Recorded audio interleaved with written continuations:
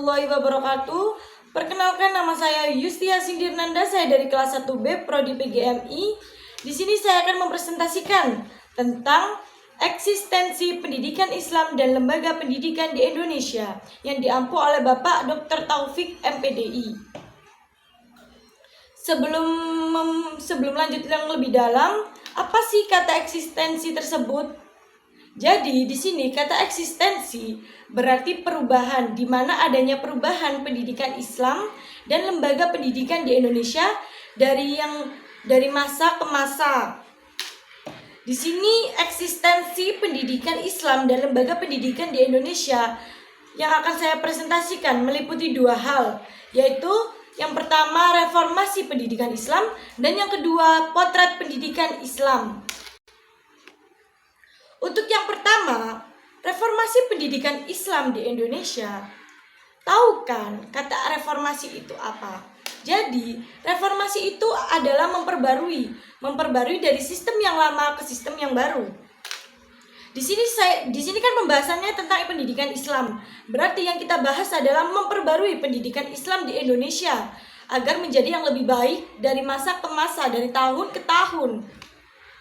Di sini saya memiliki beberapa cara untuk melakukan reformasi pendidikan Islam di Indonesia.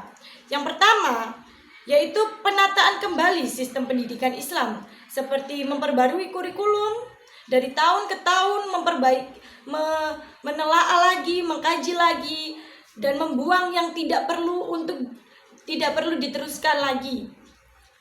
Yang kedua, reformasi dengan merumuskan kembali ilmu-ilmu Islam. Kita di sini namanya juga reformulasi ya. Di sini kita bisa menggabungkan antara Indonesia dengan adat Barat, tapi dalam sistem Al-Qur'an dan tidak melenceng dari sistem Al-Qur'an ataupun hadis Nabi. Untuk yang ketiga, perumusan kembali makna pendidikan. Keempat, penumbuhan semangat, yaitu semangat penelitian ilmiah dan semangat ingin tahu pada anak didik. Yang kelima, keharusan dilakukan pendekatan-pendekatan baru pada proses kependidikan.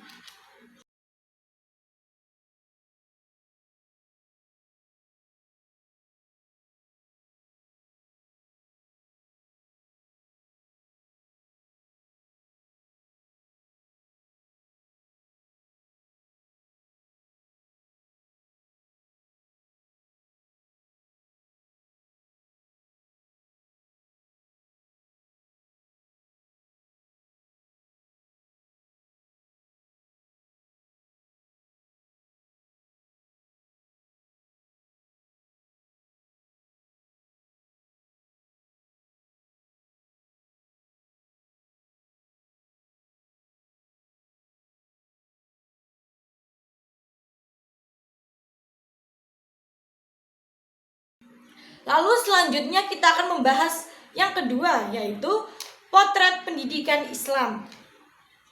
Di sini saya akan menjelaskan potret pendidikan Islam. Pendidikan Islam ini sumbernya itu dari Al-Qur'an dan hadis. Seiring perkembangan zaman, banyak yang berhasil mengembangkan ilmu yang lebih baik daripada pendidikan Islam. Berdasarkan pengamatan pendidikan Islam di Indonesia kurang maksimal dikarenakan beberapa faktor. Salah satunya kurangnya kontribusi orang tua dalam mendidik atau mengamalkan pendidikan Islam yang didapat di sekolah maupun universitas di kehidupan sehari-hari, sehingga anak didik tersebut sulit untuk menerapkan kehidupan nyata. Lalu, posisi pendidikan Islam di dalam sistem pendidikan di Indonesia adalah sebagai lembaga yang bergerak di bidang pendidik formal, informal, usia dini, dan pendidikan keagamaan. Pendidikan Islam dan nilai-nilai yang terkandung dalam keislaman telah diatur oleh Undang-Undang Nomor 20 Tahun 2003 yang terdapat peraturan yang mengatur tentang kurikulum pendidikan di Indonesia, tentang pelajaran pendidikan Islam di Indonesia.